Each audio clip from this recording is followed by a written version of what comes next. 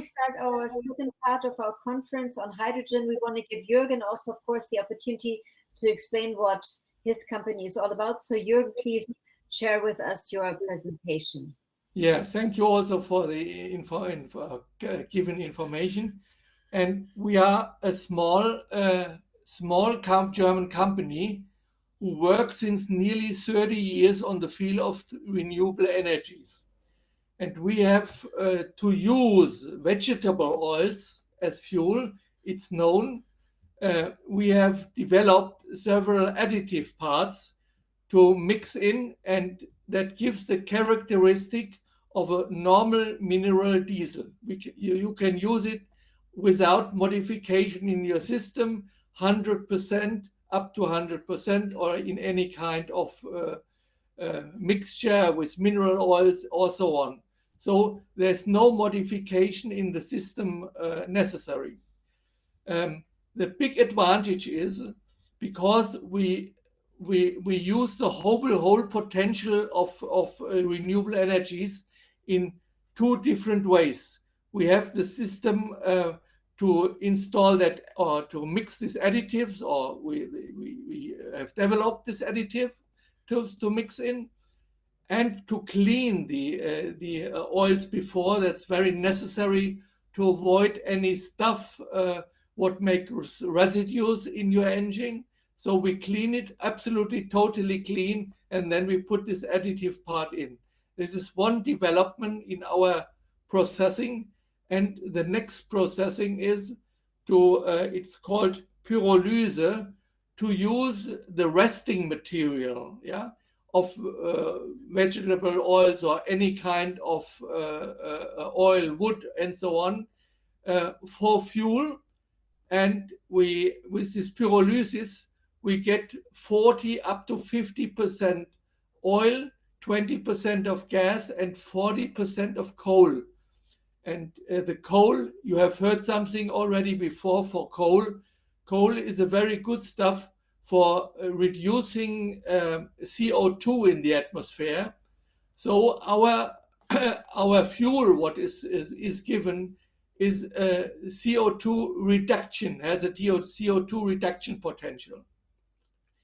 The further advantage is that it's a very I will not say easy, but it's a very effective system, because there is no chemical or no big chemical modification like in other systems affordable.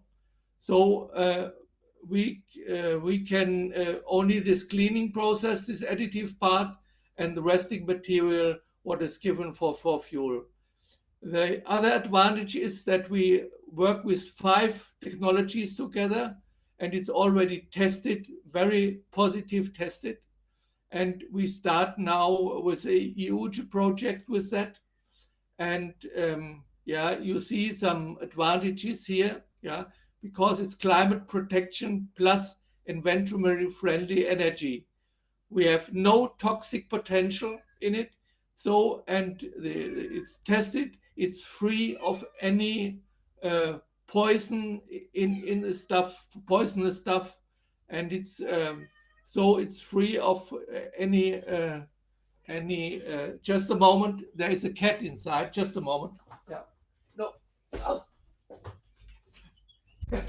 Excuse me, because the door has been opened.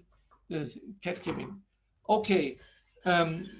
It's a, yeah, you can read it now. It's a fully biogenic substitute for all diesel engines and heating systems.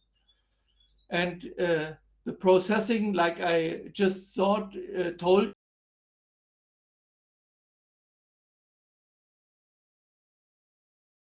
toxic free, and there is no pollution exhaust problems like with mineral diesel. No black soot. The black soot goes up 90% less, so you can't see nearly anything what's coming out of the exhaust pipe. And the processing allows it to use the oil seeds also for provision of food. And if you know something about food, Euro 3 and Euro 6, there is very high capacity of vitamins and anything in, so it's a very good food.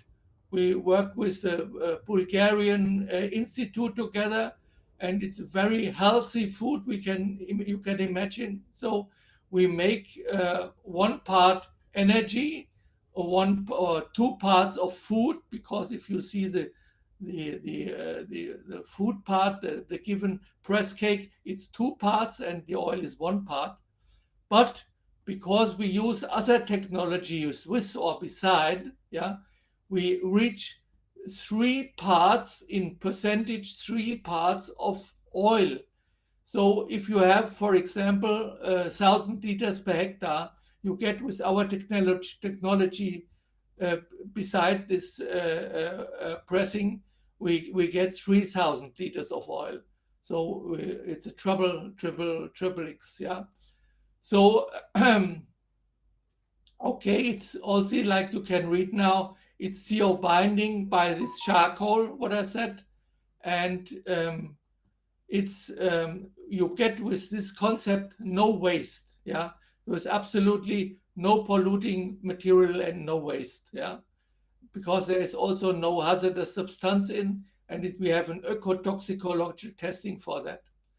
I told you it's very new thing. We're looking for partners worldwide for that, yeah, and we think that it's a very interesting thing because we can reach food everywhere plus energy, yeah, and we are looking with this concept worldwide for partners, and I'm free for discussion afterwards. Okay, thank you. Bye. Yeah. For sharing your idea with us, and hopefully somebody will pick up on this and we'll talk to you later on. Because now we are moving from biogas actually to our second part of our conference, into the hydrogen sector. And to tell us a little bit more about the hydrogen technology market in Germany, I would like Luisa Boll to come up to the screen. She is the program manager for international partnerships at the National Organization on Hydrogen and Fuel Cell Technology, called NOW, and now supports research, development, and demonstration activities along with procurement initiatives for the purpose of market activation. Part of NOW is also to enhance international collaboration, for example, through working towards common standards and regulations. So let's hear more from her on how to move forward. Jürgen, if you can, please also camera and microphone. Yeah, thank you very much, Stephanie, for that introduction. Good morning and good day, everyone across the Atlantic from Berlin, and good evening to my colleagues here in Germany. And thanks for the presentations of the other speakers. I've learned a lot already tonight. So yeah, fantastic. It's a pleasure for me now to share some of Germany's hydrogen activities with you. Next slide, please. I'm looking forward to introducing you to NOW. So that's actually how we abbreviate it, not now, but yeah, a lot of people say now it's NOW. And before that, providing some insights on the National Innovation Program, Hydrogen and Fuel Cell Technology, often referred to as NIP. And I'm also gonna provide some insights on our Highland Regions program, and further we'll be looking at the trajectory of the hydrogen refueling station infrastructure built up in Germany. Next. So yeah, let's dive right into it, starting with NOW and the next slide, which shows the wide portfolio on topics that we cover. So to start with, we are fully owned by the federal government and support the government in achieving climate and industrial policy goals. As such, we advise the government and coordinate funding programs for technologies.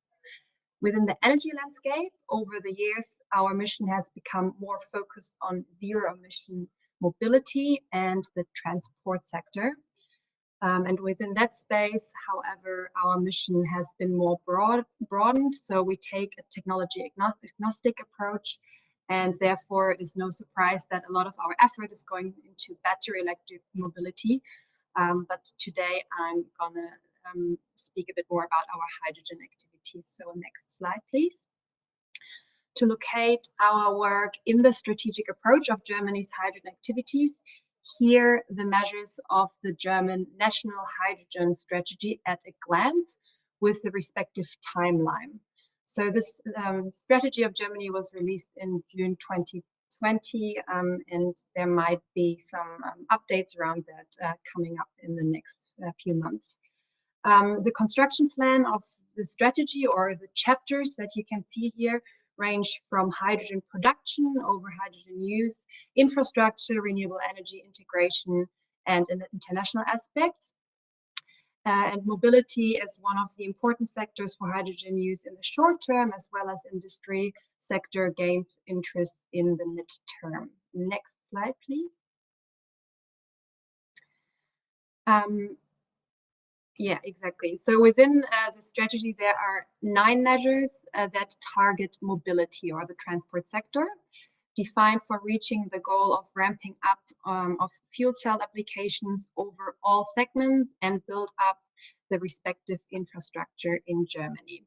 So you can have a look at this in more detail afterwards. Yeah, regarding the time, I'm gonna jump to the next slide and give you some insights in our National Innovation Program, Hydrogen and Fuel Cell Technology, short the NIP. So next slide, please.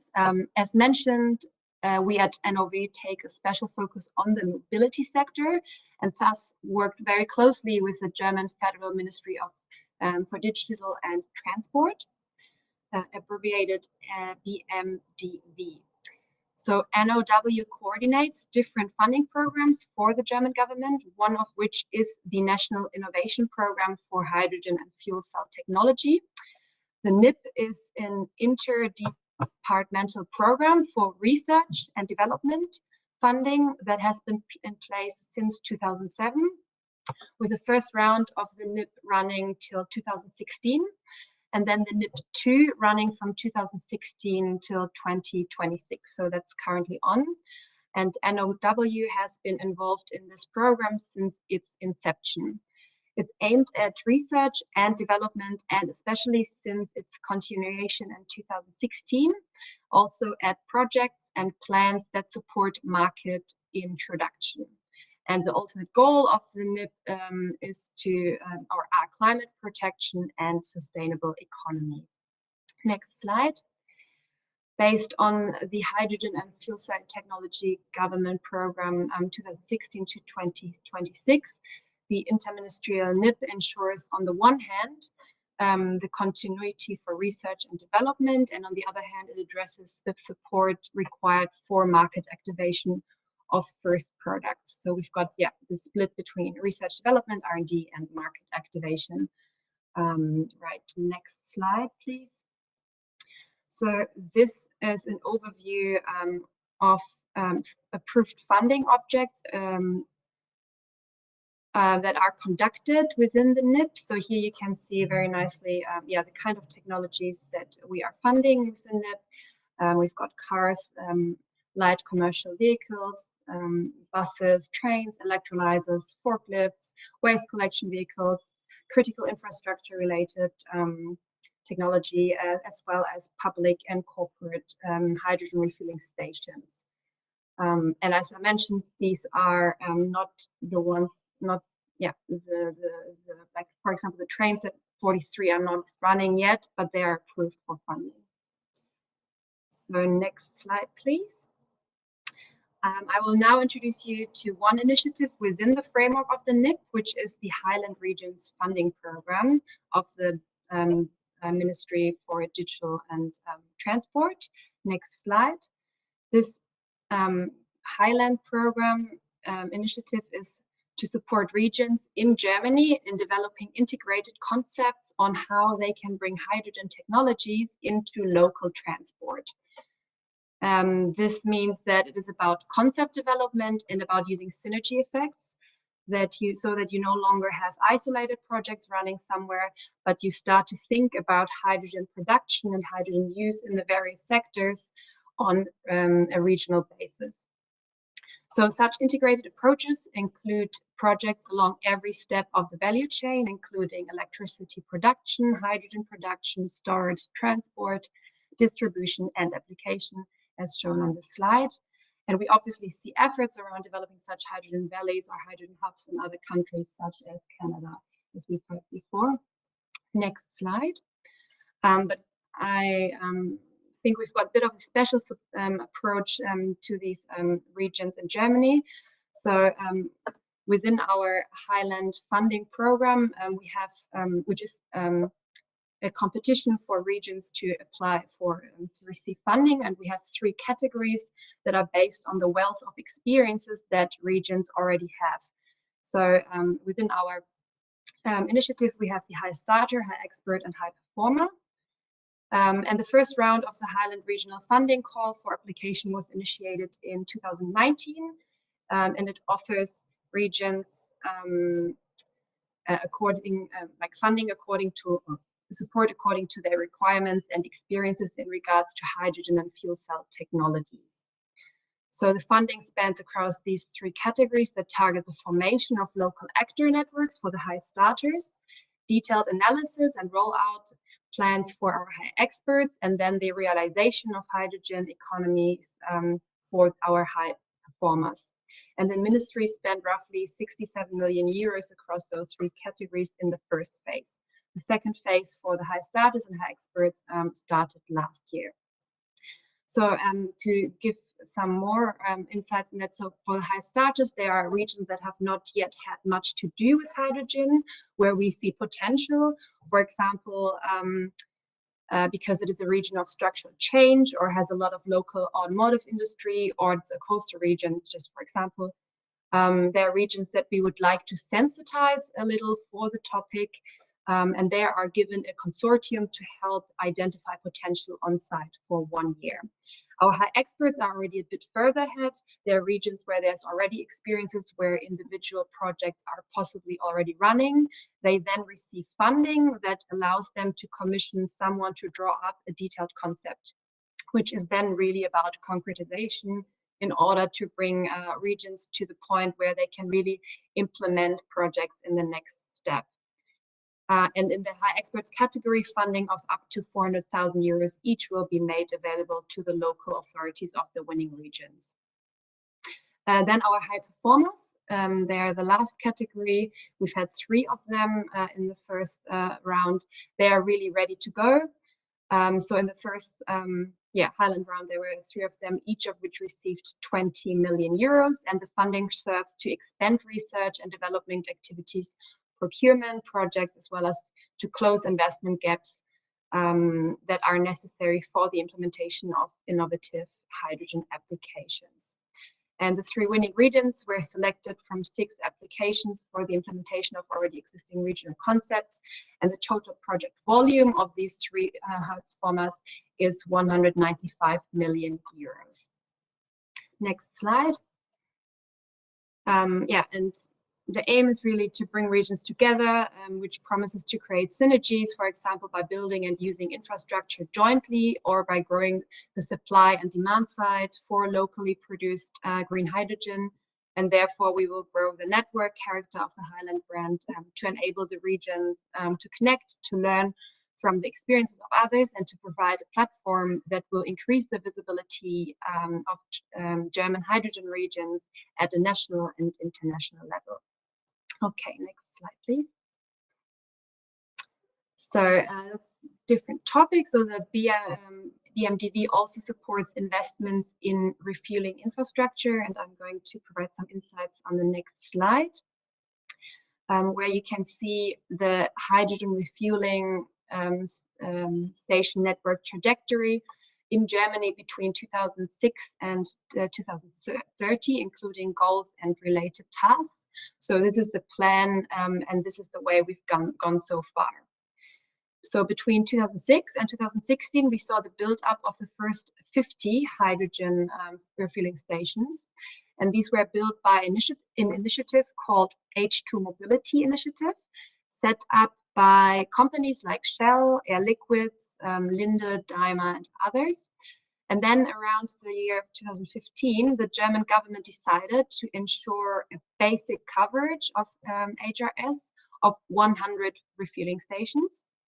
And against this background, the H2 Mobility Deutschland GmbH was founded as a company by Air Liquide, Daimler, Linde, OMV, Shell, and Total Energies as shareholders.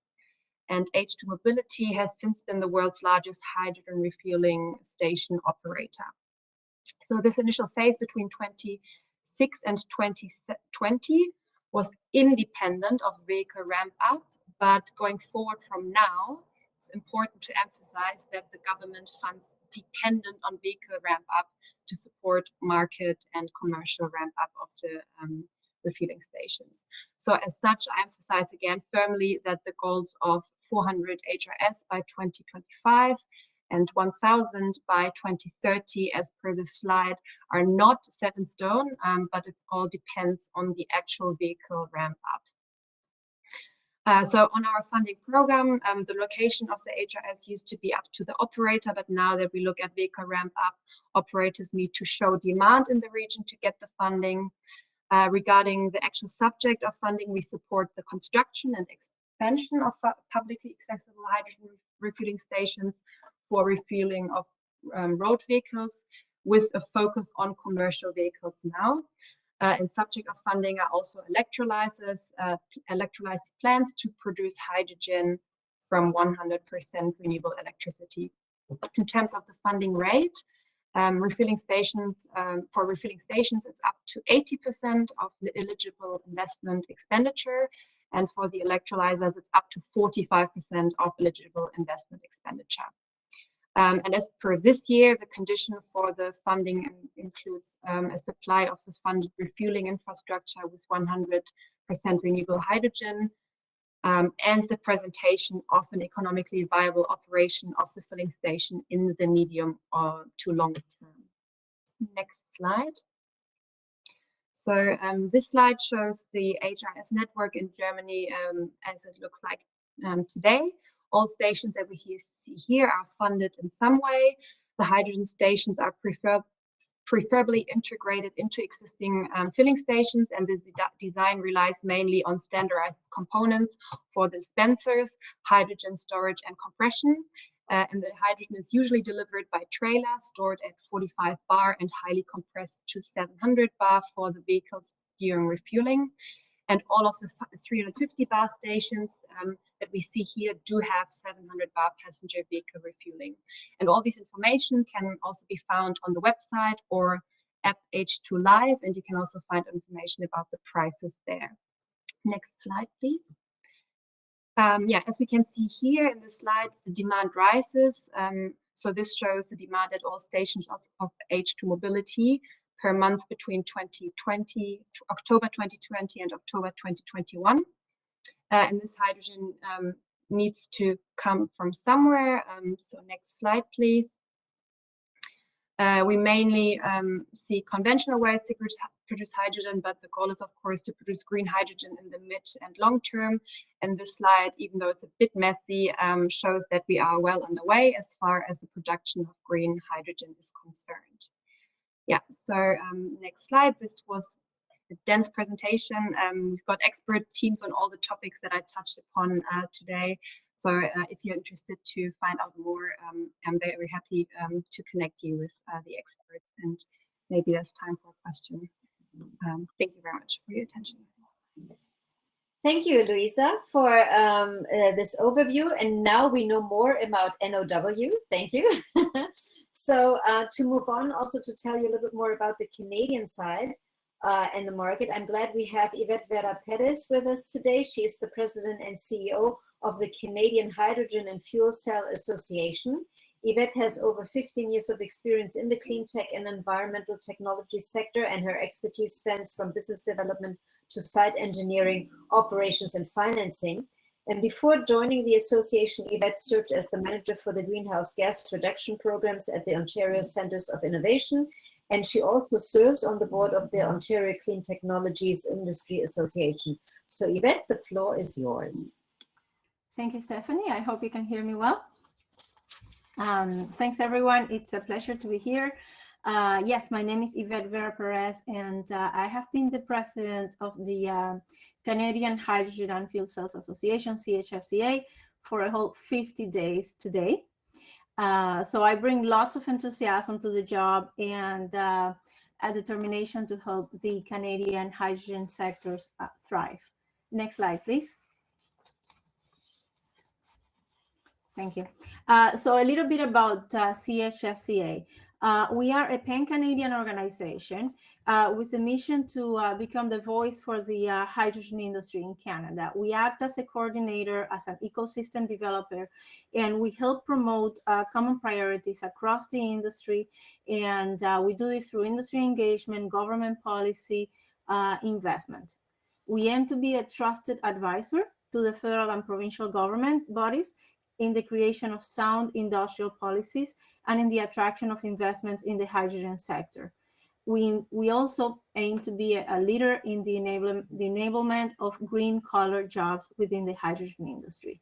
And the way we are structured, we are a pan-Canadian organization, as I mentioned, with regional affiliates. So we support the whole ecosystem, the whole country from a one nationwide umbrella organization, but we have very firm boots on the ground, if you will, through provincial affiliates, Hydrogen BC, Hydrogen Quebec, Ontario, Alberta, etc. And this is very important because Canada is a very diverse ecosystem, and we need to understand the local priorities, the local specifics, and the local landscape.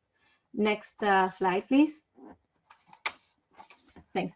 Our membership base is 165 and growing, and it's extremely diverse. Diverse from the sense of where the companies are in their life cycle. We have M&Es, multinational companies. We have startups, small businesses, academics, and we also have companies at pretty much every step of the supply chain in the hydrogen space. We also, you may see here that we have a number of companies that have a footprint both in Canada and Germany. So lots of opportunities for collaborating here. Next slide, please.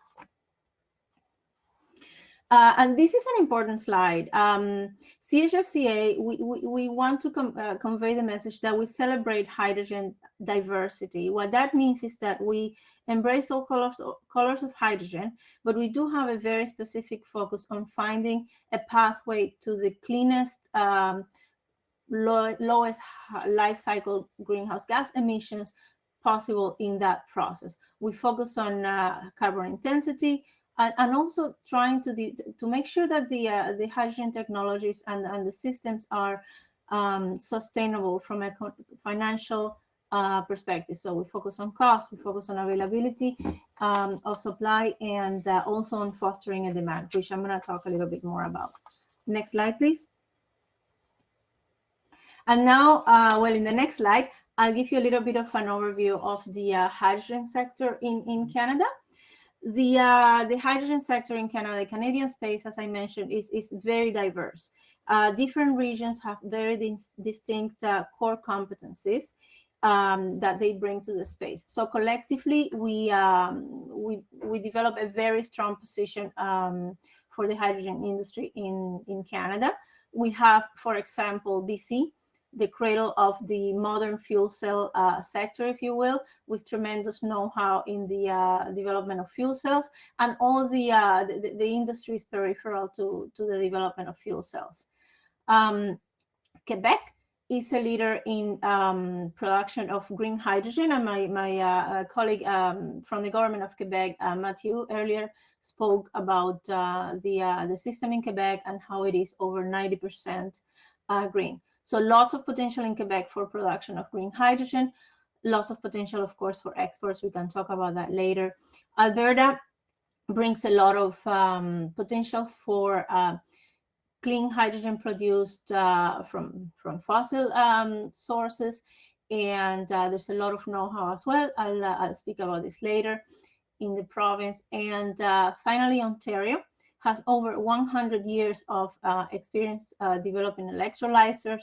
There's a very thriving ecosystem here in Ontario in terms of developing electrolyzers. And again, all those industries that develop around that specific know-how. Next slide, please. Thanks. So talking about production and capacity to export, Canada has a great potential for becoming a big exporter in green hydrogen, both from the East Coast into, for example, Europe, and from the West Coast into, for example, Asia. I'm not touching right now also North-South, but that is also a possibility. And again, we could look at green hydrogen from the East Coast and clean hydrogen from other sources as well from the West Coast. Next slide. Now, a little bit about Canadian capabilities in the renewable hydrogen production space.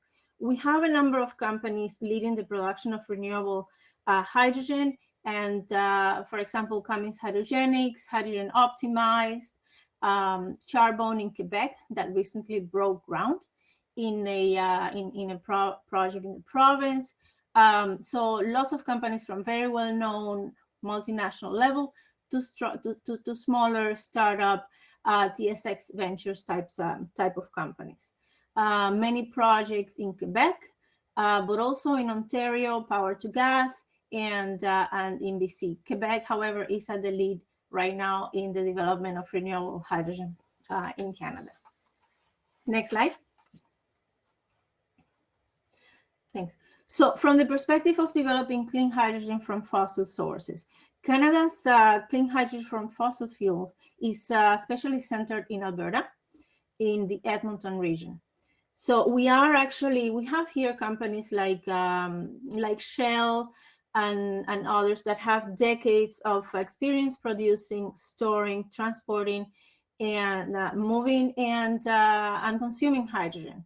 Air Products and other companies as well. And this is important because they bring a lot of project engineering, construction, commissioning, startup, developing of large industrial scale projects that can be also extrapolated to other types of hydrogen production projects. And this is really important. This is part of the know-how that we bring to the table. Edmonton, as I mentioned, is right now home to one of Canada's hydrogen hubs. And I'll be talking about Canada's vision for the hubs in the next slide. Next slide. Thanks. Very good. So thank you very much. So part of the Canada, the National Canadian Hydrogen Strategy involves developing hubs or clusters. The vision is to develop 30 hubs by 2030. So these would be clusters of producers and end users and all the supply chain around them that will allow to develop the sustainable economics. So this would be sustainable projects from a financial perspective. They will have the economies of scale and would allow, of course, for the greenhouse gas emissions reductions that we have assigned that we collectively as a country want to meet, and will allow the enablement of jobs in the region, etc. Right now, if you look at the map, I know it looks a little bit small right now. We are more on the map on the left, if you will. Now, the vision is to continue to develop these hubs and to eventually connect the hubs through corridors. And the beauty of this is that we can develop east to west and north to south corridors that will allow us to connect the whole country through pipelines, through trucks, etc., and to also allow us to decarbonize the most carbon intensity corridors for trucking, etc., around the country. Again, lots of greenhouse gas reductions and a thriving hydrogen industry where both the production and the end use have been presented to us. And next slide. So yeah, a little bit of summary. I think I'm helping maybe catch up with the time here. Canada, we have the potential to be a major contributor to the global hydrogen economy. Lots of know-how, lots of capacity to export technologies and to develop projects in-house at home in Canada. Canadian companies' core competencies cover the whole supply chain, from hydrogen production, transportation, storage, and utilization. So we definitely want to capitalize on that and continue building on the many relationships and projects that we are developing with Germany. Our approach to developing hydrogen hubs will allow us to reach economies of scale, which are really important, as I mentioned, to develop east-west corridors and north-south corridors across the country. And finally, some last words on CHFCA. We strive to be the voice of the hydrogen sector in Canada, a unified voice for the industry. We act as a coordinator, as an ecosystem developer, promoting common priorities through industry engagement, policy, and investment. And I believe my next slide is going to be my last slide. Thank you very much. I won't be able to stay long for the chat, but I will put my email address on the chat. Thanks. Thank you, Yvette. And yes, I would hope that everybody who just saw you now and is interested, just give you a ring, a ping, or whatever is possible on the social channels. Thank you so much. So let's move on. And now that we know a little bit more about the market layout in both countries, let's meet our German delegates. To kick off the introduction part, please welcome Ruben Fourie. You probably still have on your program Julian Moltz, but Ruben was so kind to take over at the last minute, as Julian is sick today, and we hope he's feeling better tomorrow. Ruben is a business developer for the innovative green tech company Enapter, and Ruben recently joined Enapter's team in Berlin and focuses on developing business opportunities and partnerships in the hydrogen industry in the Italian and North American market. He will tell you more about hydrogen and its usage in the transportation sector. Ruben, are you on with your camera and microphone? I see the slides, but where are you?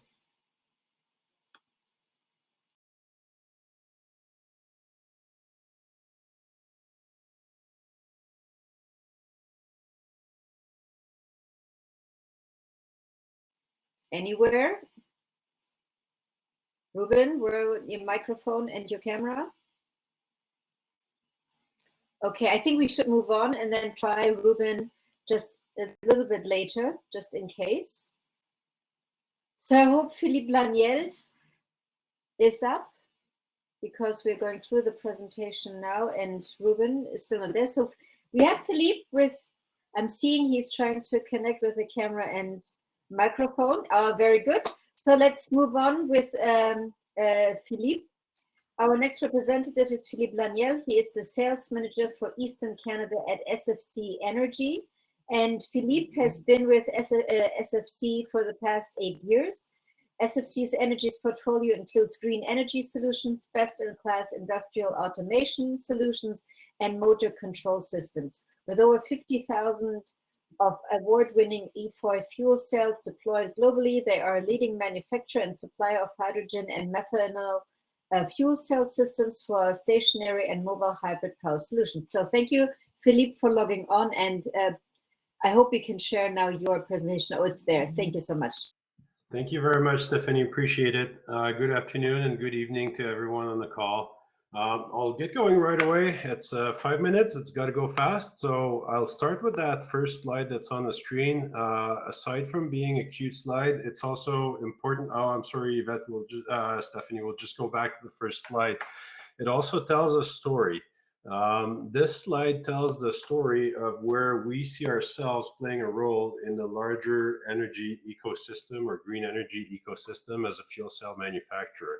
So if we follow the trail that starts in the upper left corner of that diagram on the screen, it starts with green energies. One of the challenges with green energies is to have a match between your power generation and the demand from your load or your application.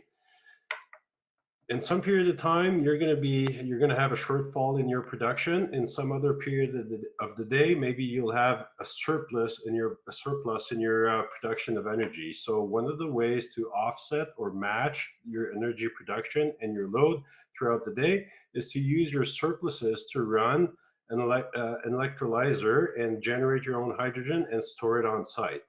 You could also source your hydrogen or methanol from a third party like Air Liquide or Linde or methanol from ourselves, SFC Energy. We also sell methanol. And you use this energy storage, because we see methanol and hydrogen as an energy storage, to run a fuel cell, one of our fuel cells ideally, to produce energy and make up for the shortfall from your renewable energy. And then this energy can be reinjected in the grid or used to power up telecommunications tower or any sort of application or remote application that you need to run off grid for a variety of different reasons. Next slide, please. Thank you. So SFC Energy as a company, we've been around for 20 years, 20 plus years. Year 2000 was the year of the foundation of the company. Between the year 2000 and today, so a little over 20 years, we've sold over 50 fuel cells worldwide today, which makes us, in terms of units sold, the largest fuel cell manufacturer globally. We, in 2021, had 64 million euros in sales. For Canadians on the call, that's about $85 million Canadian of sales in 2021. We have over 300 employees worldwide. About 90 of the 300 employees are located in Canada. So we're an important branch of the SFC Energy Group, and we operate in 4 different countries. Our corporate international headquarters are located in Bruntal. That's a suburb of Munich in Germany. Our Canadian head office is located in Calgary, Alberta. And we also have operations in the Netherlands and Romania as well. We also work with a global sales and distribution network of partners. They are all around the globe, and they help us serve some of the markets that might be more challenging for us to access from the locations where we are naturally established. Our fuel cells, or all the fuel cells that we sold since we started the company, represent about 100 million hours or operating hours in all, and about 7.9 million kilowatt hour of green energy delivered to our customers who are using our fuel cell systems. Next slide, please. So our fuel cell systems are also scalable, which means that it's possible to start with a very small system for a small remote and usually very isolated application. We have customers who need to operate a telecommunication tower, for example, and they're located on top of a mountain. And it's actually a fact, we have a couple of our fuel cell systems or power systems installed on top of the Canadian Rockies. We have systems in the Arctic that are being used for research project by the Army or universities. We also have some of our systems in the Netherlands or Greenland. So there is basically no limit as to where these systems can be installed when you're running on or when your power needs are relatively small. And we would, in a case like that, go with one of our methanol fuel cells. Methanol is very convenient because at atmospheric pressure and ambient temperature, it's in its liquid phase. Very easy to transport, can be put on a truck, inside of a car, on an ATV, behind a snowmobile, on a helicopter, and brought to site wherever your application is running. As you start looking at applications where you need more power, then we would bring you or suggest that you would use one of our EFOY hydrogen system. Hydrogen allows you to have access to more power. And with all that being said, today we can offer you a fuel cell system that would provide you with power ranging between 0 watt all the way up to 50 kilowatt and up. And that's the offer that we have with SFC Energy. When we sell you a fuel cell system, we don't just sell you the fuel cell. We actually offer or put our expertise front forward and put it at your disposal as well. We would deliver you with something that's as close as possible to a turnkey solution and can even be involved with startup and commissioning assistance at your final destination or at the final destination where the system would be put in service. So we do help you and support you with all of our expertise all along your project. Next slide, please. So we already have a wide customer base. As you've seen on the first slide, we have over 55,000 of our fuel cell systems deployed. We have tons of references. The technology is proven. It's been running for over 20 years out there somewhere on Earth, and we have multiple customers using it everywhere. Some of the natural markets for us are the mining and energy market. We also provide power or backup power solutions for critical infrastructures. We are active in the rail and transportation market, security and CCTV market, and we also have a nice format of solution that can be mobile. So we offer stationary and mobile solutions. So for temporary construction site power, we have great solutions and great packages for that as well. So our fuel cell systems are sold and serviced through more than 1,000 point of sales globally, and our fuel cell systems are used for either critical application as primary power source in a hybrid power mode where we combine the use of solar and fuel cell, or wind and fuel cell, and they're also being used as backup power systems as well on many applications. In place of a standard generator, for example, that would use fossil fuel. Next slide, please. And that's it for me. You have my contact information there. You also have the contact information for Bjorn Ledergerber, who's our Senior VP in Germany. If you are interested in knowing more, finding out more about our fuel cell solutions and power solutions, I would be more than happy to reconnect with you when we have those opportunities later during the break. Thank you all. Excellent. Thank you very much, Philippe, for now. And hopefully some people will get in touch with you also later on during the networking session. So let's move on. We are still trying to get in touch with Ruben, but because we don't really seem to be able to connect with him, we are moving on with our next presentation. And our next presentation is on membrane electrode assembly for proton exchange membrane fuel cells and electrolyzers. So we're coming in from the scientific point of view. And Dr. Zamaneh Chagaldi is an associate professor at the University of Quebec and an adjunct associate professor at the University of Waterloo.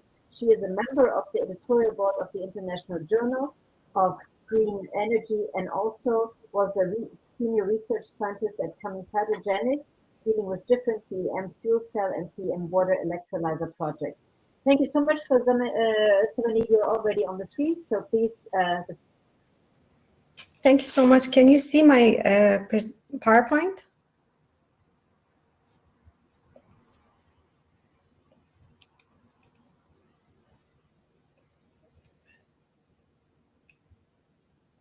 So can you see my presentation?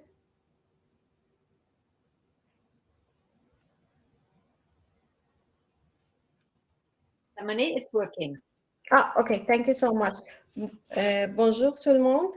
Hello everyone. I'm very happy to be here with you today. I'm going to talk about membrane electrode assembly for proton exchange membrane fuel cell and electrolyzer today. So we are located between Montreal and Quebec City, Hydrogen Research Institute, founded back 1994, one of the first institute that focus on hydrogen. So we are doing research on hydrogen storage, fuel cell, electrolyzer, and balance of plant as well. In my group, I have 10 PhD students and four postdoc, and thanks to different partners that we have different projects on proton exchange membrane fuel cell and electrolyzer. So we are a synthesis catalyst. We are working on membrane electrode assembly, and also different kind of post-transport layer, microprose layer, and gas diffusion layer. If we look at the PEM fuel cell and electrolyzer, like all electrochemical device, we have electrolyte, cathode side, anode side, and our reactant. And if I want to talk about the challenges, I can mention cost, durability, performance that apply for both technology. And these challenges are interrelated together. So I would like to talk about membrane electrode assembly today, that is heart of fuel cell and electrolyzer. This is a half of this image shows half cell of the MEA for fuel cell part. So we see that we have membrane, we have a catalyst layer and gas diffusion layer. And inside our catalyst layer, we have our platinum carbon ionomer and the proper pore that each of those play an important role inside our fuel cell and electrolyzer. If I want to talk about membrane, our membrane basically is perfluorosulfonic acid in the fuel cell and also in the electrolyzer for PEM electrolyzer, and they need to have a good proton conductivity, good insulator for electron, and mechanically and chemically stable. So in our group, we are working on different degradation mode to study mechanical, thermal, and chemical degradation mode inside electrolyzer and fuel cell. Also, we are look at catalyst layer because catalyst layer play an important role as accelerate the reaction and also provide a flow path for fuel and oxidant and also for proton and electron transport. So we need to have a proper catalyst layer with proper porosity in order to our reactant reach three-phase boundary. So we are looking also at a different mode of degradation in catalyst layer because we have platinum dissolution, platinum detachment, carbon corrosion, ionomer decomposition. So we work on shape catalyst in order to have a higher connection between our catalyst particle and support. We also apply the different kind of carbon as a support, like carbon fiber, like graphene, in order to increase the durability of our MEA. We also applied and produced a lot of platinum shaped fiber and platinum shaped nanowire inside our fuel cell. We are also working on ionomer. So ionomer also play an important role because it needs to have good proton conductivity, proper binding properties, mechanically and chemically stable. But if we have too much ionomer inside our MEA, we don't have good electrical conductivity. And if we have low amount of ionomer, we don't have enough proton conductivity. We are also looking at gas diffusion layer. So we have a carbon-based gas diffusion layer inside fuel cell, and we have titanium-based post-transport layer inside the electrolyzer that we have a project in both sides. And we are working on that to produce proper GDL and microporous layer for our fuel cell and electrolyzer. We also applied graphene on our MPL, and we developed the MEA that shows excellent performance at lower humidity operational condition for our fuel cell. We're also focusing on development of MEA, because if we develop a perfect catalyst or perfect membrane or ionomer, we need to put all of this together, and we are developing novel method to produce MEA. So each of these methods has their own advantages and disadvantages, but we need to select based on the operational condition that we want to run our stack. For example, this is one of the work that we did. We developed a stack that shows excellent performance, and it was not sensible to the flow of reactant. It means that when we have a high flow, moderate flow, or low flow, we got almost the exact same pole curve. On the other hand, in my research, we are focusing to bring the bio-based material inside the energy sector. It means that we are producing novel carbon-based material with superior properties to apply it as a GDL, MPL, and support of our catalyst. Thank you so much for listening to me.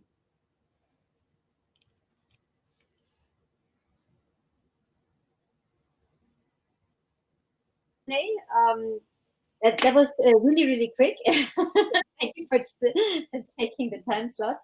We don't have the questions for you at the moment, but hopefully you can stay a little bit longer on for the networking session. And I see now that Ruben finally worked out the camera and the microphone. So Ruben, we will try to get your presentation now. I see we have it from Enapter. Yeah, So thank you, Stephanie. go ahead and introduce Enapter to us. Thank you. Yeah, sorry everybody for the delay. And yeah, you've heard a lot about hydrogen already, about fuel cells. Today I'm here to explain you a bit about Enapter. We are a global green technology company focusing on reducing the cost of actually producing the hydrogen, which everybody's talking about. So basically our two strategies to reduce the cost of green hydrogen are our technology, so the AEM electrolyzer technology, which I will go a bit deeper into it in a moment. And the second is our strategy, so standardization and modularity, in order to achieve a product which is easily mass manufacturable and benefiting from economies of scale. So basically, why do you need hydrogen in the first place? As we've heard before already, as we tend to go forward in the future towards our decarbonization efforts, we'll have plenty of renewable energies. At some point, you'll have too much of those renewable energies in the local grids, and at some point they cannot be supported anymore. So you need a way to capture that excess energy, transform it into another mean of energy which can be transported, or which is more versatile. For example, hydrogen. You can use it for mobility purposes, you can use it for industrial purposes, and energy storage, as we've seen, coupled with fuel cells. So basically, next slide, please. How we plan to, how we are reducing costs of hydrogen electrolysis, because it's still very expensive. We have our secret sauce, our technology, which is patented by us. We have an R&D center and production facility in Italy, and also office and to be mass manufacturing facility in Germany, where we develop and produce this patented technology. Basically, if you know some about electrolyzers, there are two main technologies in the market. One is alkaline, which is by far the oldest and cheaper technology around. It's cheap because it doesn't have very expensive materials, but it's also not so good with performances, and not so responsive, and the hydrogen quality and pressure is not so good. So alkaline, let's say, it's the incumbent technology. Slightly newer than alkaline, there is PEM, what we just heard about some fuel cells manufacturing using. So PEM, it's much better from performance standpoint. It's very responsive, very good hydrogen production performances. However, it uses highly expensive materials like platinum, iridium, and titanium, hence putting a bottleneck in the scalability of such systems going forward. So we stand basically in the middle of these two technologies. We have the high performances of PEM, being in the same family of polymeric exchange membrane electrolyzers. So we have a membrane in our technology and two bipolar plates on each side, as you can see here from the image on the screen.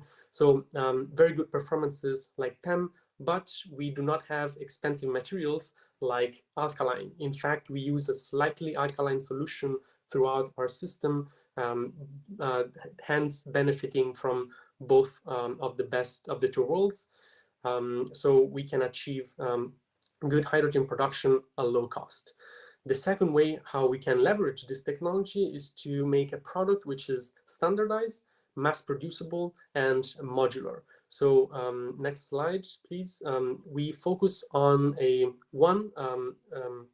one module, and then we adopt a platform approach to develop bigger and bigger electrolyzer systems. As you can see on the far left, that's our AEM stack. That's where the hydrogen gets produced, but we can mass manufacture at very low cost. We take that stack and we put it into our flagship modular system, which is what you see on the top. Is the white box. It's as big as a microwave, more or less, and everything is inside to produce the hydrogen. So it's a plug-and-play, self-contained electrolyzer machine. And you can put many of these units, which are standalone and smart, next to each other, for example, into a 19-inch cabinet or a container to achieve higher hydrogen powers. However, if you want to go much bigger, for example, megawatt scale, then we would use the same platform, so the AEM stack, and we would, let's say, mount it into a different system architecture, as you can see in the picture below. So that's a 40-foot container with many stacks in series, and then we centralize the balance of plant. So we're centralizing the pumps, we're centralizing the cooling, we're centralizing the power supplies, getting rid of the redundancy which you would have putting many units next to each other, which have its own balance of plant next to each other. So basically, with this platform approach, we can leverage the mass manufacturing of a standardized product and use it to cater different market industries, from the lower kilowatt scale with our EL 4.0 to the multi-megawatt scale, for example, for industrial purposes, or utility scale energy storage with our AEM multi-core, everything based on our single core product. Next slide, please.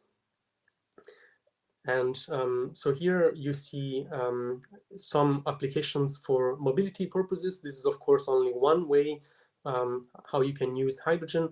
And with our products, you can very flexibly produce hydrogen on site to refuel all sorts of vehicles to be done, used in the mobility sector. However, the highly versatility of our products allow you not only to develop projects in the mobility sector, but also, as I've mentioned, in many other sectors where hydrogen can be used and where excess renewable energy is available.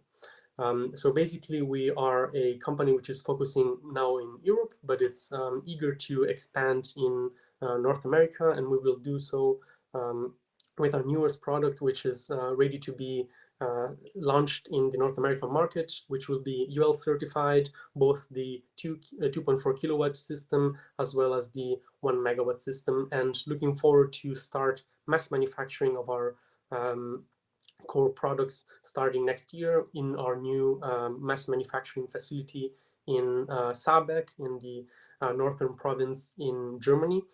And yeah, so basically that's us. And if you have any questions, I'll be happy to answer it. Next slide, please. You can also see our contacts. That's actually my colleague, Julian. He couldn't join us today, as Stephanie mentioned. But yeah, feel free to get in touch with him or with me, and we'll be happy to answer your questions. Thank you, Ruben. Please just share your contact details, maybe also in the chat for everyone, so that they can get in touch with you if they wanted to. We are moving on. If there are questions later on for you, Ruben, we will forward them to you as well. We decided we will power through to make sure that you have all the time later on for the networking part. So I would also like to say to Eva, I think probably your best bet is Yvette or Jennifer to tell you a little bit more about the endeavors in British Columbia, because as being, in the associations, I think they will be the easiest context to give you more information on that. But we are having our next presentation up, so we can move on. And using the hydrogen derivative methanol for market-ready e-fuel production technology. That's what our next presenter is going to talk about. So let's meet Dr. René Stahlschmidt from CAC, Chemieanlagenbau Chemnitz. René Stahlschmidt is the head of sales since 2017 and responsible for all sales activities. And he provided us some examples on using the hydrogen derivative methanol. So please, René, go ahead.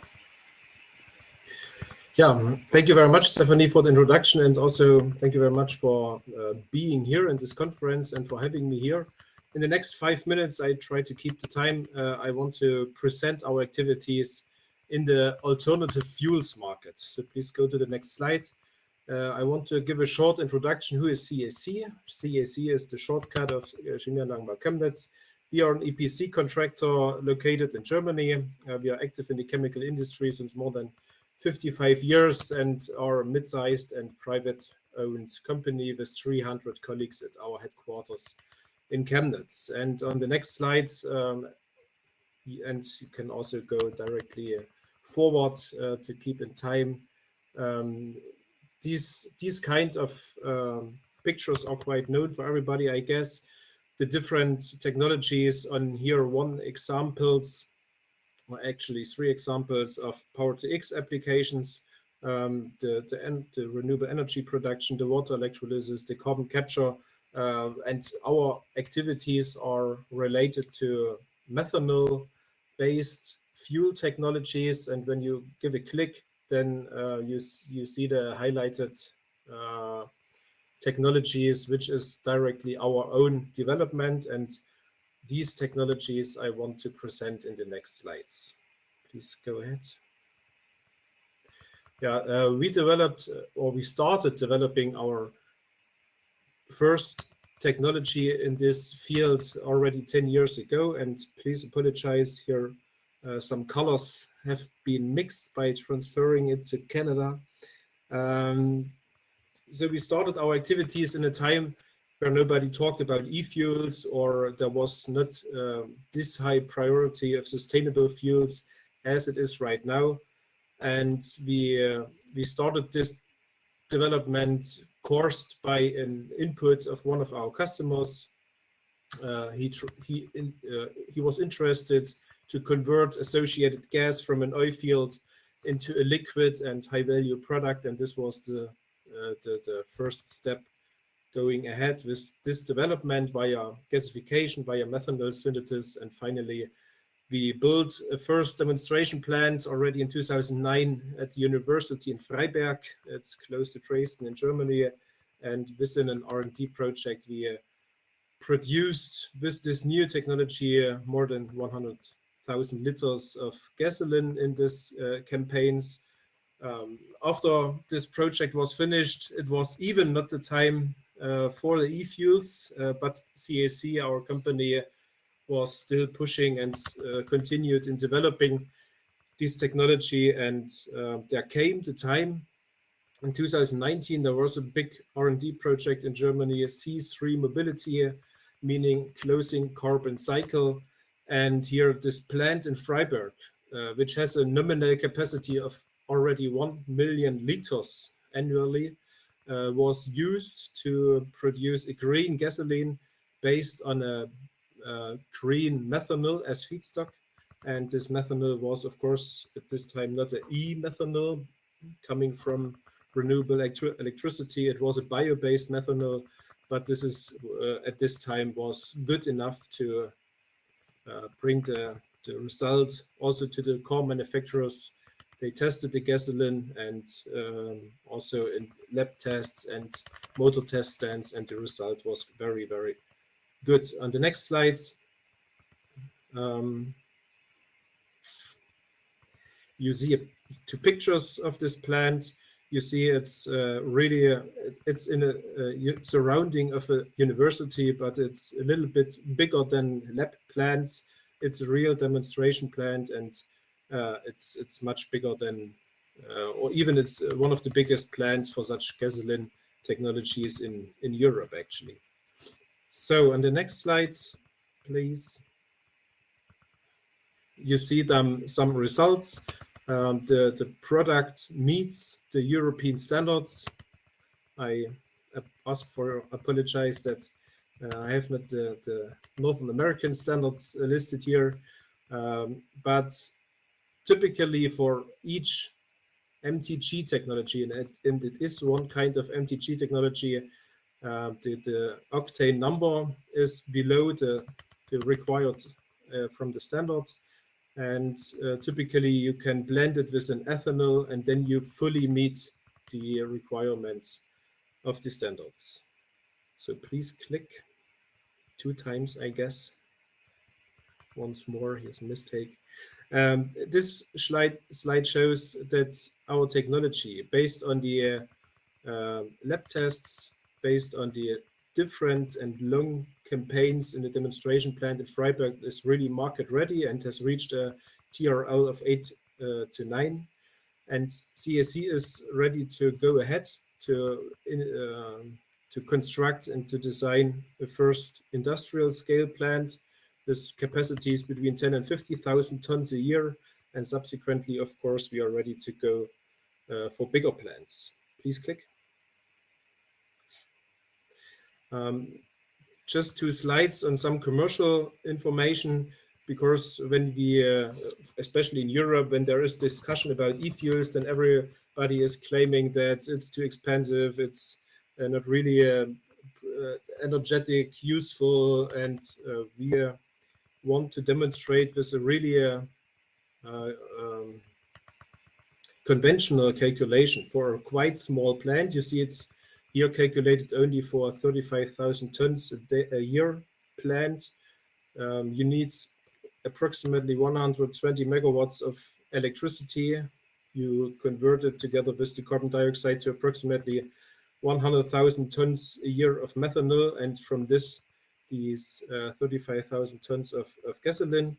And when we calculate, and it's quite known that such concepts, the price of the product is very highly driven by the price of the electricity. And in the box in the right corner, you see calculated with different prices of the electricity, the price of the product. And this is really the production price of the product without any tax and without any further portions of money. And when we look into the future and when we estimate that the plants get bigger, the technologies get, especially on the water electrolysis, available in higher scales. And please click. When we estimate that the price of the electricity is coming from a region with the plant for the water electrolysis is built in a region with a very low electricity cost, and this such regions are regions with a high photovoltaic sources, with high wind power sources, and then we can reach a quite low price for the electricity. And this number written here, this $13.5 is a real number from last year from the Saudi Arabian regions. And then you can calculate and come to a product price of this low value. From our point of view, it's a quite low value. And this is also one advantage of such methanol pathways, because you can split the production into areas, the origin of the electricity, you can go up to the methanol, and then you transport the methanol to your final destination. And this can be done everywhere, also in Canada, to produce the gasoline or even other methanol-based products, such as kerosene, for example. So this, I guess, was my last slide. On the next is coming my contact details. So please feel free to contact us. Kevin, my colleague, is also in the round, and we are waiting on our tables and look for your questions. Thank you. I see that there are also questions coming up, but we have to press on because we are a little bit of having a time constraint issue. So I hope that Matthias will reach out to you later on and discussing the details with you. So let's move on to our next speaker. And she is asking the question, what is biomethanation and how can it help Canada decarbonize its natural gas grid network? I'm sure Ariane Béra-Breton will tell you all about it. She is a sales manager at Electrocare and develops and manages business opportunities in Canada and Europe. Ariane, please take over the screen. Hi, everyone. Thank you so much for the introduction. I'm very happy to be here with you all today. I'm actually Canadian from Quebec City, but working for a German company in Munich, Germany. And today I'm here to introduce to all of you our biological methanation technology. Next slide, please.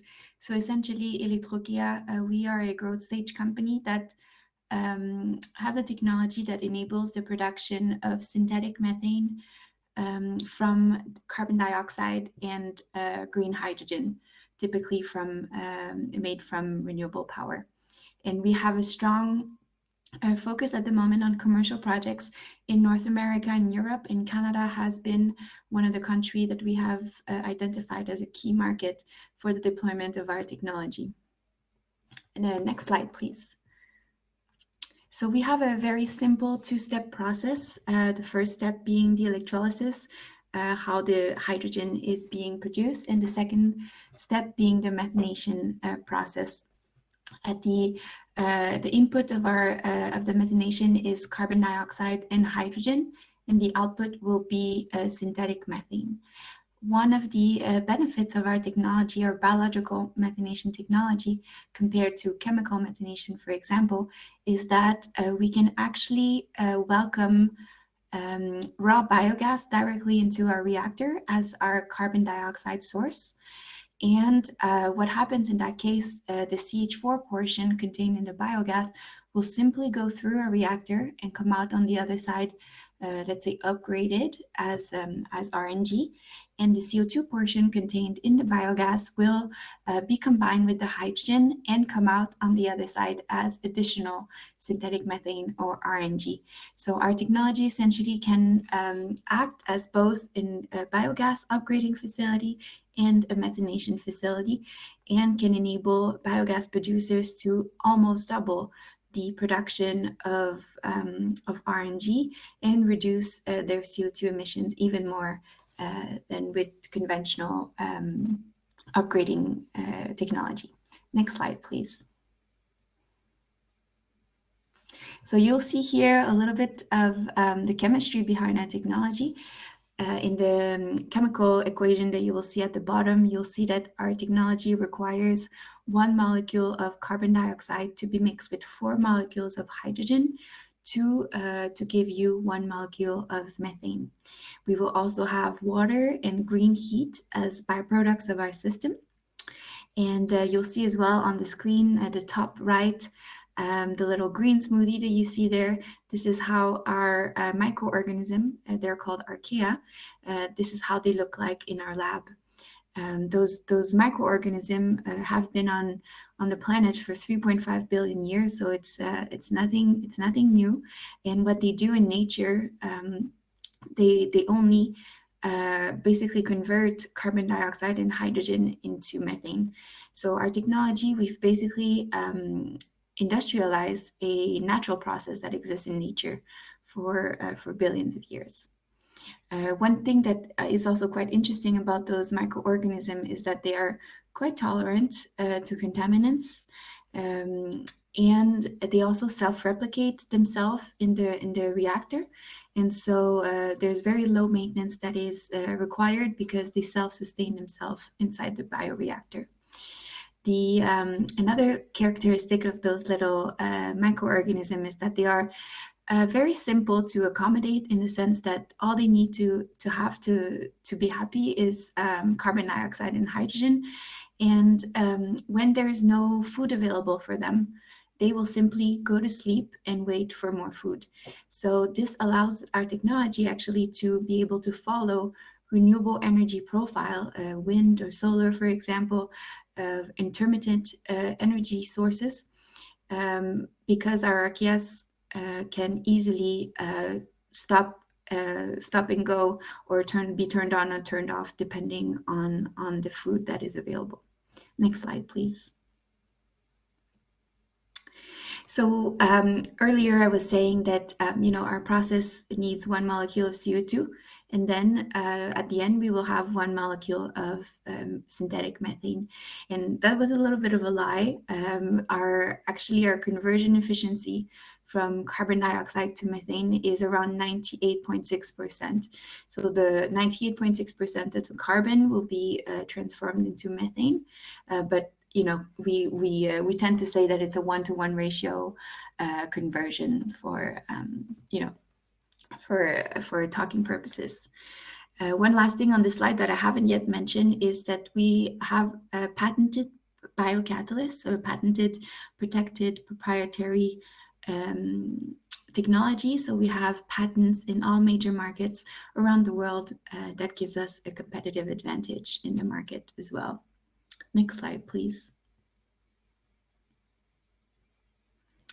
So the big question that we always get is, where are you in your commercialization? So obviously we are a growth stage company, and we have successfully demonstrated our technology in 3 different pilot projects, industrial plants, from 2016 to 2020. 2 in Europe, 1 in Denmark, 1 in Switzerland, and 1 in the US. And for the 2 European plants, we were able to achieve gas grid injection in both the Danish and the Swiss gas grid, meaning that we met the gas grid specification in both those markets. We, to give you an idea of the size of those facilities in terms of electrolyzer install capacity, it was around 1 megawatt. And for those that are coming from the biogas sector, it was around 50 normal cubic meter per hour, normal cubic meter per hour of CO2 converted in 50 normal cubic meter per hour of synthetic methane. So this was from 2016 to 2020.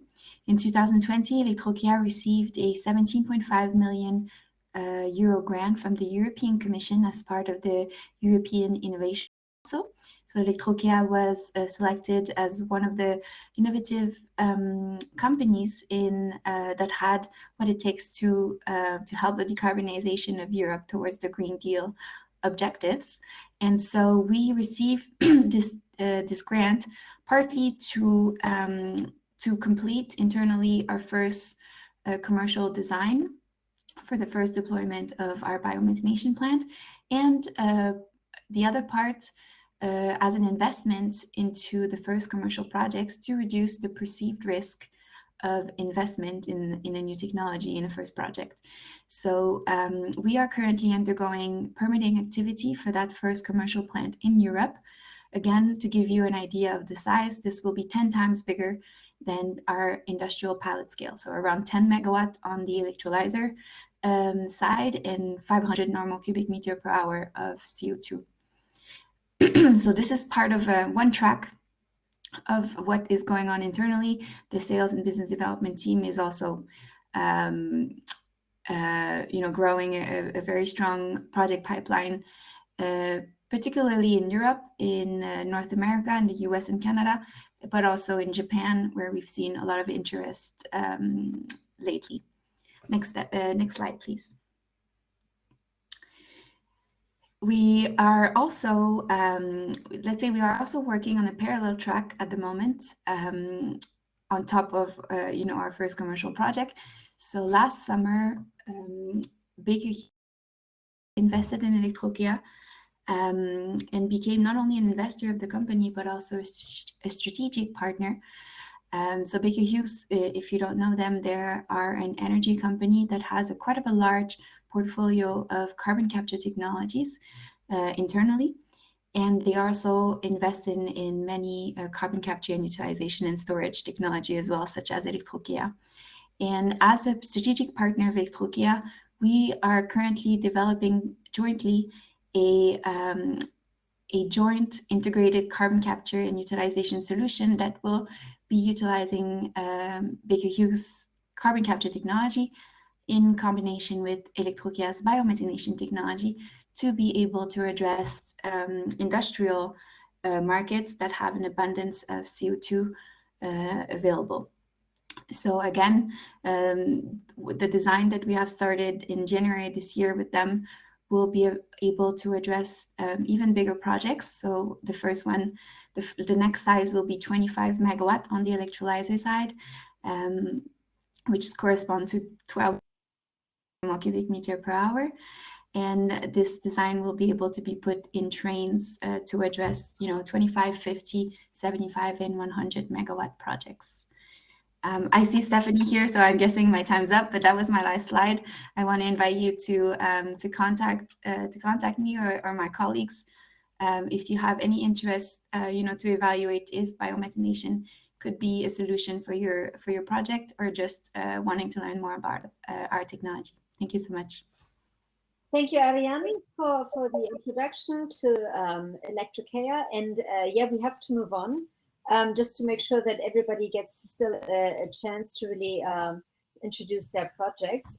In the morning, Mathieu Payeur welcomed you from the province of Quebec, and to tell you more on Quebec's strategy to build hydrogen regional hubs, let's welcome Professor Philippe Tanguy. He is the Chief Strategy Officer at HTEC, or HTS, in charge of developing green hydrogen hubs in Quebec. Formerly, he was the president of the Polytechnique Montreal Technological University, and before that, the Deputy CTO of Total Energies with assignments in Paris and in Berlin. And he is also the past chairman of the World Council of Chemical Engineering and a fellow of the Canadian Academy of Engineering. So Philippe, please tell us more about the regional hubs of hydrogen. Okay, thank you, Stephanie. And good evening, good afternoon, Canada, and guten Abend, Deutschland. So I want to talk about what we are doing in Quebec with building the hydrogen, in fact, I would say demand. So next slide, please. First, maybe a first glimpse on what HTEC is all about. So HTEC, in fact, is in British Columbia, so we pronounce HTEC. So HTEC is a creator of hydrogen ecosystems. In fact, it's the pioneer in Canada, and it's an undisputed Canadian leader in green hydrogen.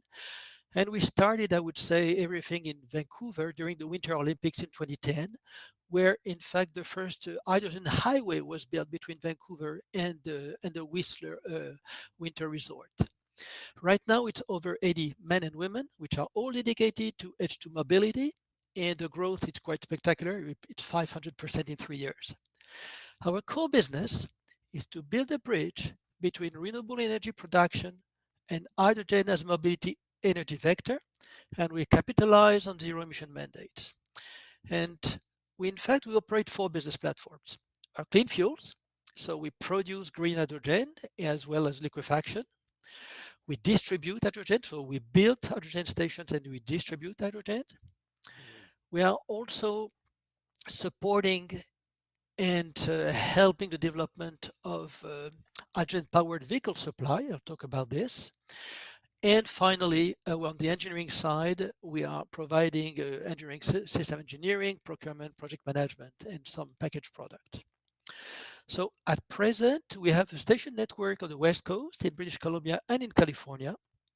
And there is one station in Quebec City, which is actually used by the Quebec government for the fleet of a Toyota Mirai.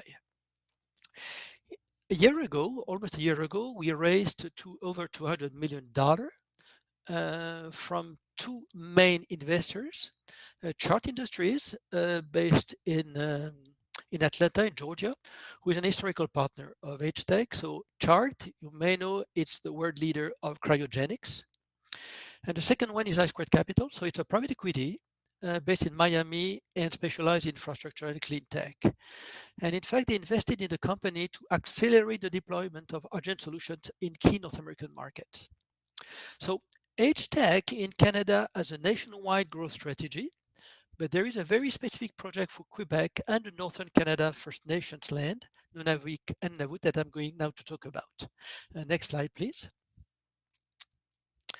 Okay, so HTEC in Quebec, basically what we are aiming at is decarbonizing freight hauling, so heavy transportation, and the intercity transportation by coach using green hydrogen. If you look at the CO2 emissions in Quebec, right now, heavy duty and intensive on-road and off-road is responsible for 40% of the transportation sector emissions, or if you prefer, 16.6% of the overall emissions. So it's huge, it's above 14 million tons per year. So decarbonizing this part of transportation is a priority in the Quebec Green Hydrogen and Bioenergy Strategy that Mathieu Pailleur had just briefly described 2 hours ago. So what we are looking at is operational efficiency, which is the same as with diesel powertrain and which are unsuitable for battery electrification. So we are looking at application dealing with long haul, at least 500 kilometers, but most of the fleet operators talk about 800 kilometers and more. Very heavy loads. Well, in Europe, a typical truck, maximum truck, I believe on average is 36 tons. In Canada, our trucks can reach 62.5 tons, or we are using pounds usually, so 140,000 pounds, which is huge. If you want to use battery there, I'm sure you will realize quickly that you need to transport probably 8 to 10 tons of batteries if you want to have a reasonable range. So, I mean, no fleet operator would accept to transport 10 tons of batteries instead of 10 tons of freight, of course. Other applications which are important: extensive driving time, 20 hours and above. So the taxis, usually our taxis have 2 drivers, so they operate on a very long time per day. The shuttles, typically the airport shuttles, or adapted transit services, where in Canada and Quebec in particular, where the habitat can be very, in fact, low density. In fact, those adapted transit services can drive long distances per day. And of course, fast refueling, high uptime is important. So next slide, please. So I want to give you one example. It's an off-road one that I have selected, which is the Port of Montreal. When you look at the Port of Montreal is located downtown first. Okay, so we are very close to the city.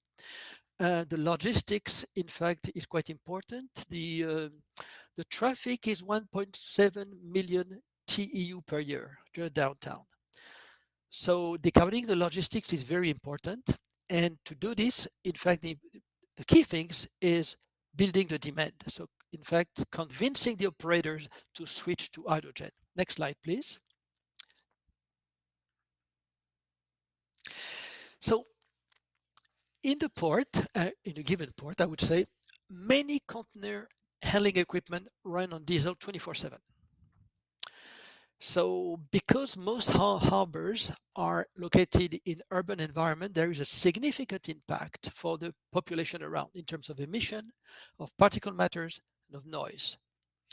So you would say, fine, let's electrify this. The thing is, direct electrification is not always possible. And the batteries are obviously not adapted to all needs. So you have here several examples of systems that can, some of them can be directly electrified. I'm thinking of the rubber tire gantry crane on the left. But most of the others, the straddle carrier, the container handler, the reefer gensets, and the yard shunters are not very, I would say, easy to switch to battery because they operate for a long time. So these typical, I would say, pieces of equipment may consume in between 10 to probably 200 kilograms of hydrogen per day, depending on the application at hand. So those are huge amount of hydrogen, in fact, and huge amount right now of diesel, which is consumed. The reefer genset in Montreal, it's 1 million liter of diesel per year. So it gives an idea of what we are talking about here. So next slide, please. So what we are doing is working on decarbonizing the Port of Montreal. And in fact, we are building hubs in all the main ports along the St. Lawrence River. So it's in the St. Lawrence corridor. So of course, the ports are connected by ships, very obviously, but they are also connected by highways. And they are all along, in fact, we have 2 highways which are running along the St. Lawrence River, one on the south shore and one on the north shore. And we are linking, in fact, these hubs essentially by trucks. And we are deploying hydrogen refueling stations and hydrogen production in each of these hubs in order to decarbonize the freight hauling in Quebec. So thanks for your attention. I'm ready to answer questions, if any. Thank you so much, Philippe, for this introduction and your insights. We are moving on. I don't see also any questions for you at the moment. Please give your contact details later on, and we can make sure that people can get in touch with you. Okay, thank you. Thank you. Yeah, last but certainly not least, let's talk more on the possible opportunities for the transport sector, and for example, in particular, hydrogen vessels. I would like Peter Marcus to come up on the screen. He is a member of the advisory board at the Engineering Bureau of Hasso-Hoffmann. And Peter Marcus is also the CEO of Nirvana Travel Group, a cruise company that is building the most innovative luxury sea river cruise ships with hydrogen propulsion in conjunction with the Engineering Bureau and Samsung Industries. So Peter is up. Thank you very much. The floor is yours. Thank you very much, Stephanie, for the extensive introduction. And as you said, I definitely agree, last but definitely not least. We're talking about the engineering bureau Hoffmann, established in 1974 in Hamburg, Germany, so I've been around quite a while. And from the onset has been involved in the field of renewable energies. And they have an extensive team of very experienced and dedicated staff. And over the years after the establishment, they have developed contacts and alliances with major companies, one of them being a multinational. We have a lot of experience and expertise in wind energy and batteries and the R&D of fuel cells. And most important from my side of the story is that we have set up a pilot project in conjunction with my company, as you said, the Nirvana Travel Group, Nirvana Cruises to be exact, where we will construct, we have designed, and will construct the most innovative cruise ships that will sail from London to Mainz on the North Sea and the River Rhine, solely propelled by green liquid hydrogen. So if you can go to the next slide, please. Basically, the system that you all probably will know of producing electricity by means of hydrogen and fuel cells, which generates electricity, which in the case of the ships will be used for the propulsion as well as for the energy on that we need, and the electricity that we need on the hotel side, so for kitchens, refrigerators, freezers, outlets, and all the cabins, air conditioning, and so on. You see a photo here of the setup of these fuel cell stacks. And on the next slide, we see a bit more on the arrangement as well as the batteries, because we use batteries as well, because we need, if and when we need some more energy than the system produces at that moment, which we call peak shaving. In order not to extend the whole system, we use batteries for the extra energy that we will need at that moment. For instance, by using the power propellers of the ships. The next, please. Well, you see, we see the examples of the hydrogen cylinders, or in very different sizes. Up to 2.5 meters in this example, and they can be stacked in different ways in special compartments, or we can use them in 20-foot containers here. And then the idea is that once a week, in the case of these ships, in the area of Amsterdam, these containers will be exchanged, the full cylinders for the empty ones, which makes the exchanges and the energy exchanges in the bunkering very simple and very quick.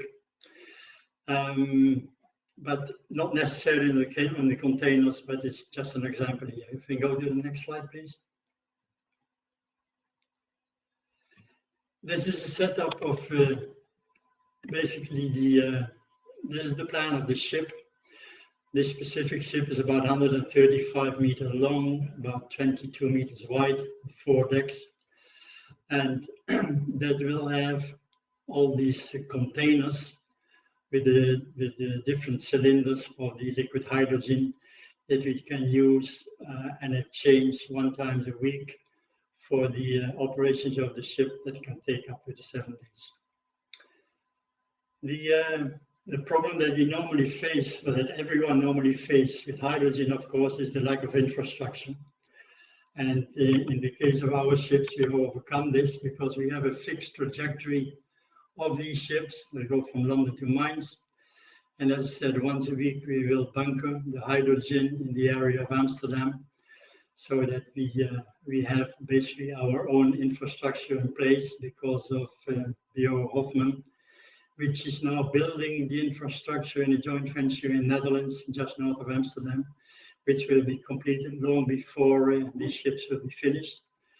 In effect, the system that is being built now will start providing hydrogen for the shipping industry as well as other industries in the course of next year. The next slide, please. Well, just a small example of the cylinder again, and the special type of valve we use here, and the temperature is involved. The next one, please. Well, this is mainly the whole idea of this conference, especially for us, is looking for potential partners that will be interested in setting up a joint venture or any other way of cooperation, special purpose vehicle or any other means, where we would set up either the infrastructure for a green liquid hydrogen project, or take care of transportation, that be on the road or the waterways, or the applications, as in the case I just showed you of the ships, but there can be other ones as well. So anyone who would like to have a copy of this presentation, please contact Nadine or one of the other of the team, and we'll be happy to provide one. The next one, please. Well, that one, yes, thank you. This is just another example of a project we are involved in. A related company of us has designed a special purpose ship for the transportation of green liquid hydrogen from Scotland up to Germany. Another project, and we just finished and signed the contracts of another very big project in Germany, where a terminal is going to be built to offload liquid hydrogen for the German industry. And that would basically be it. Thank you for your attention, and have a good evening. Thank you, Petrus, also for your presentation. Yeah, we're almost done, but I would like to thank, of course, all our speakers. Thanks to everyone sharing the insights today. Of course, also a big shout out to all the helping hands behind the scenes to ensure a smooth or almost smooth run of the conference. And of course, a big thank you to you all for joining and participating. If you like, I apologize that we didn't have more time for the questions today, but hopefully you can join us for the networking session now. And otherwise, please get in touch with the participant speakers of today. And I would just like to mention that Jennifer actually probably had the best quote of the day, saying that we need a silver buckshot and not a. I hope we inspired you to have new ideas, get new contacts, and really keep the conversation going. So thanks again, and I will hand over back to Nadine to give the closing remarks. So thank you from my side. Merci beaucoup and vielen Dank. Yes, thank you very much, Stephanie. I would also like to thank all our Canadian and German speakers again for joining us today and for the great presentations you gave today. I hope that you in the audience enjoyed your time here with the conference, and that you learned a lot, that you have a lot of new information and contacts, and that you're leaving with new thoughts.